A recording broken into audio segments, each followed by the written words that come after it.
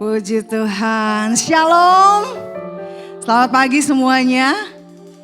Berapa banyak saudara sepanjang minggu ini mengalami kasih dan kebaikan Tuhan? Boleh lambaikan tangan saudara. Puji Tuhan, firman Tuhan berkata bahwa kasih Tuhan itu panjang, lebar, tinggi dan dalam. Gak bisa terselami dengan akal pikiran kita. Nah, hari ini kita mau merayakan kasih dan kebaikan Tuhan yang telah terjadi, bahkan yang akan terus menyertai kehidupan kita. Orang-orang yang percaya kepadanya. Mari saya rindu mengajak setiap kita mengangkat hati kita. Dan kita datang kepada Tuhan. Pagi hari ini kami datang dengan ucapan syukur. Kami sadar Engkau Allah yang mengasihi kami, kasih-Mu yang tidak terbatas, kasih-Mu yang tanpa syarat. Terus mengasihi kami. Terus membimbing, menolong, menyertai kami Tuhan. Dan hari ini kami mau menyatakan, mendeklarasikan kasih dan kebaikan Tuhan yang telah terjadi dalam hidup kami, bahkan yang akan terus terjadi di dalam kehidupan kami. Dan hari ini kami mau meninggikan, mengagungkan, memuliakan nama Tuhan, sebab Engkau Allah yang layak dipuji dan ditinggikan. Terima kasih Tuhan, kami mengucap syukur. Terimalah pujian kami. Terimalah ucapan syukur kami.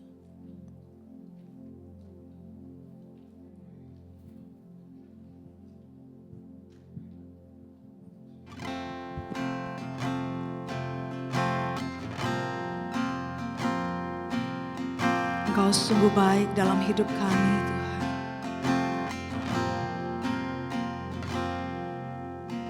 Yesus, Kau sungguh baik. Yesus, nama-Mu indah.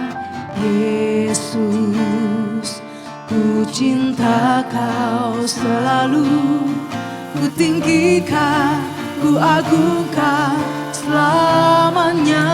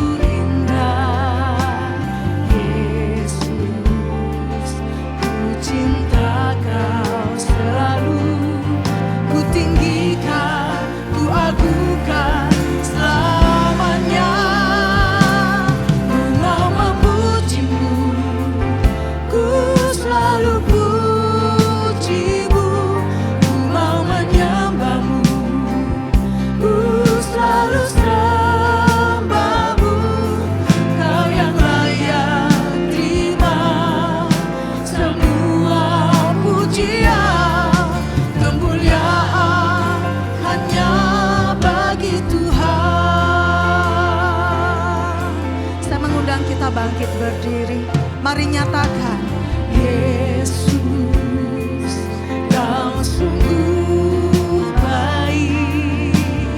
Yesus, nama-Mu indah. Yesus, ku cinta Kau selalu. Ku tinggikan, ku agungkan selamanya. Ku mau memuji-Mu.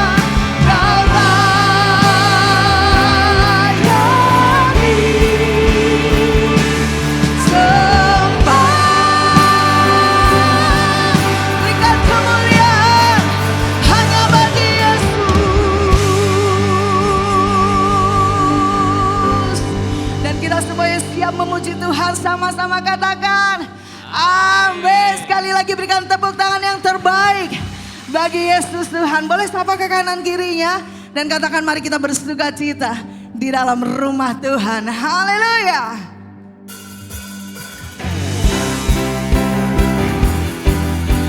Sebab hari ini hari yang telah dijadikan Tuhan. Mari kita bersuka cita atas kebaikan dan kasih-Nya bersama-sama.